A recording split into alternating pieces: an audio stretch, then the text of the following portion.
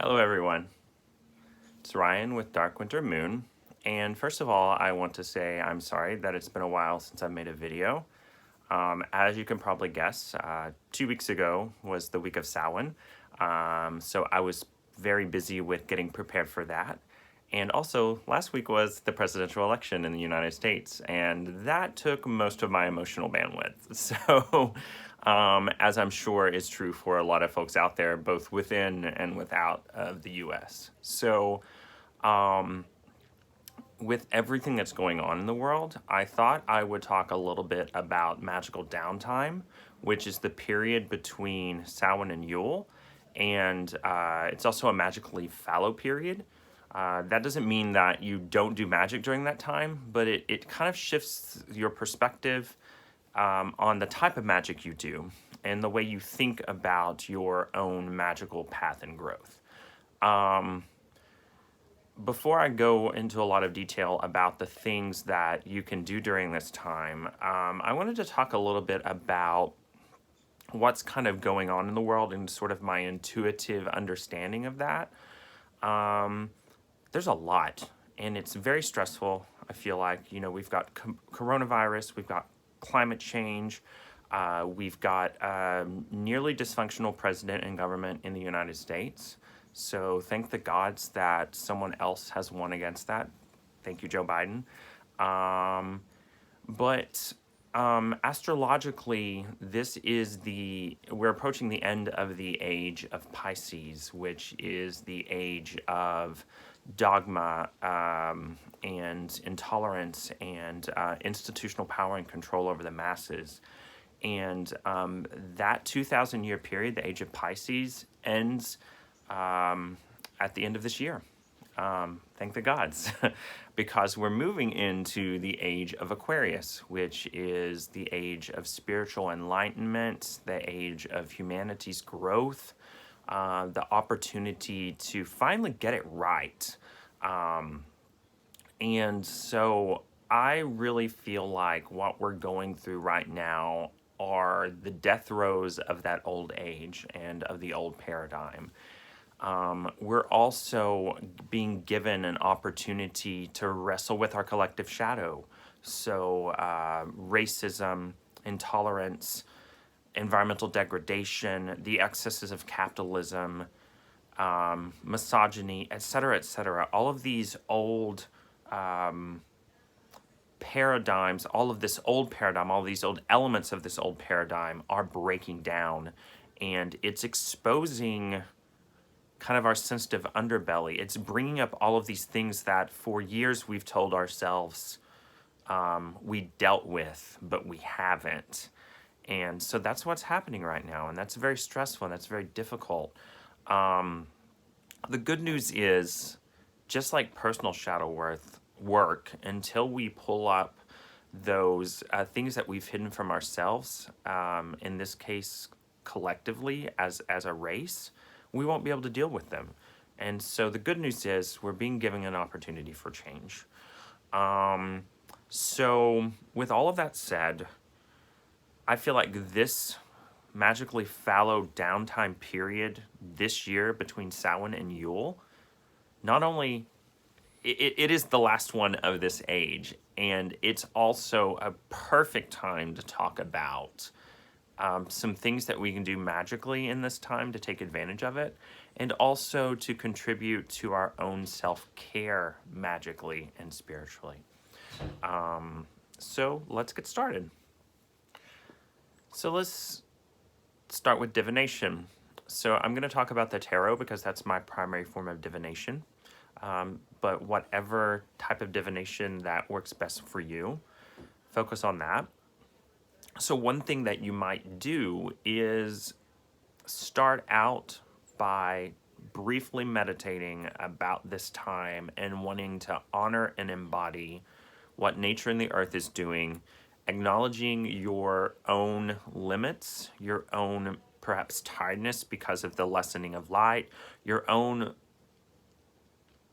tiredness from what's been going on in the world, and spend a few moments just focusing on that and your intent to give yourself self-care and to gently internally explore yourself. And so one question you might ask in that first divination of this period is, what do I most need right now to give myself comfort and to open up my introspection? And of course, since it's been a while since I've done this, I realized that my camera was turned the wrong way. So I do apologize for the thin video before. But as I was saying, so this is so very important that you make this practice very gentle. So you might decide to draw 3 cards in this first reading and take the first one, really contemplate it, see how it applies to you internally.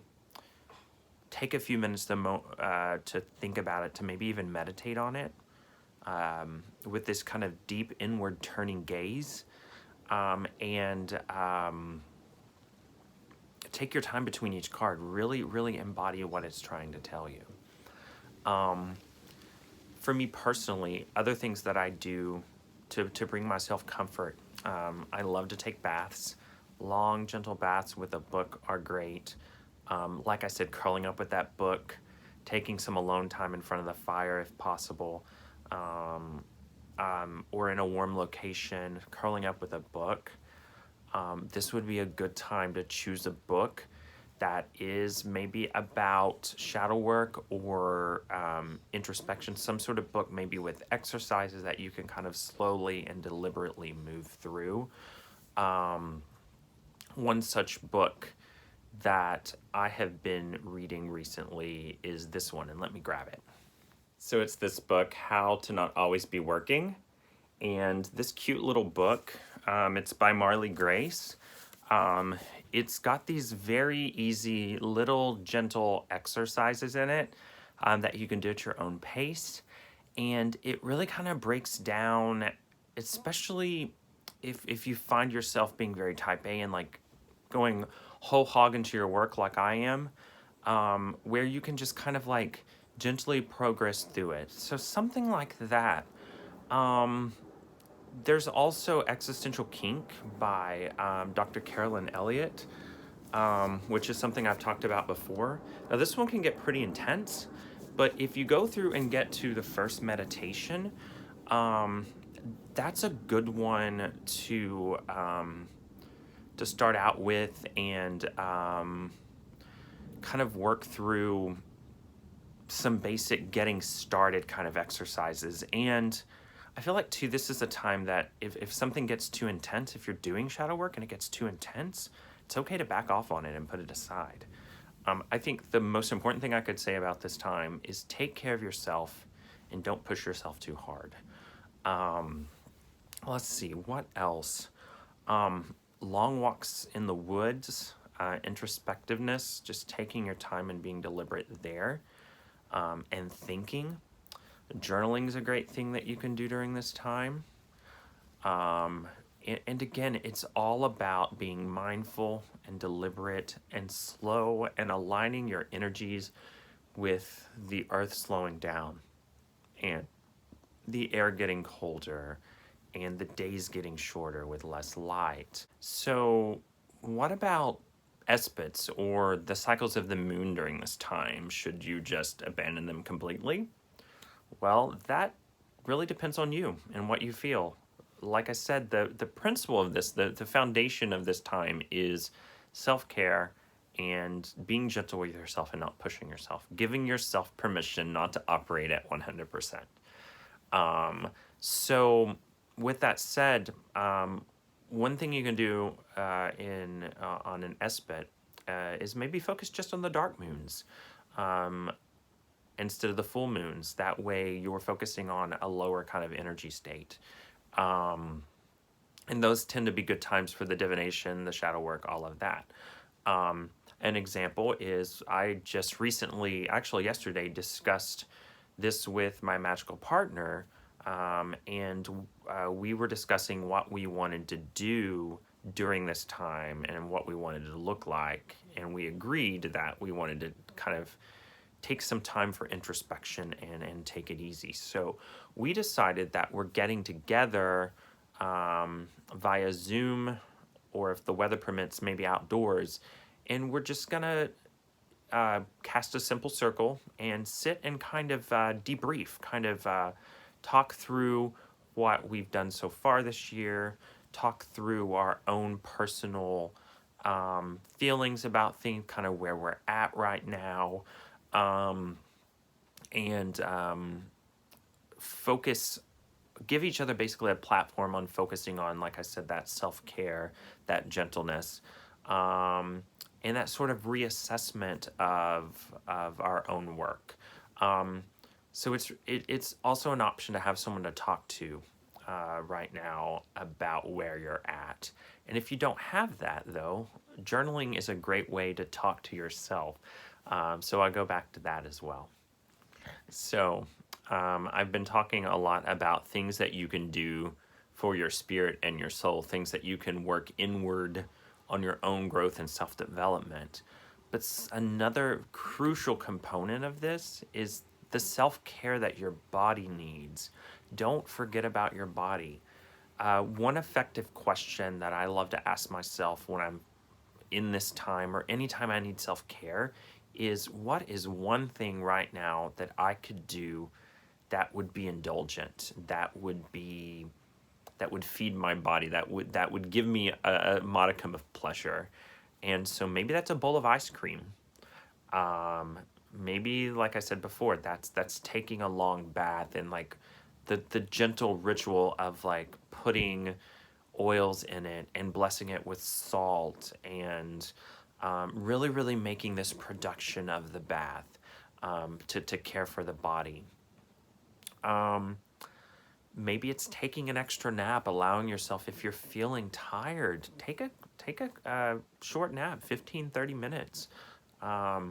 Care for yourself, love yourself, not only mentally and emotionally, but physically. They're all tied together. Or maybe what you need is the comfort of someone else, maybe a hug or some extra cuddles, or to cuddle with your dog or cat or other pet. Ask for help. Don't be afraid. I know for me, that's very hard for me to do. It's not only really, really difficult for me to ask someone else for a hug or something sometimes. It's also really hard for me to know in myself when I actually need something like that. So part of this introspective practice is determining what you need. And that's why I find it so effective to ask that one question: what is one thing that I could do right now to indulge my needs, to give me a bit of pleasure? So maybe that is a hug, maybe it's a cuddle, maybe it's sex. Don't be afraid to ask for that, to reach out for that. And so there you have it. The most important thing that you could take from this video, I feel like, is focusing on self-care. And again, is that one question: what can I do right now to give myself a modicum of pleasure, to give myself some pleasure? What is one indulgence that I can give myself? It's a good time for self-care. Take care of yourself. Ask for help. Go easy. Take breaks. It's gonna be okay. Well, thank you, everyone. I really appreciate it. And I hope you have a wonderful magical downtime, and I will speak to you soon. Blessed be.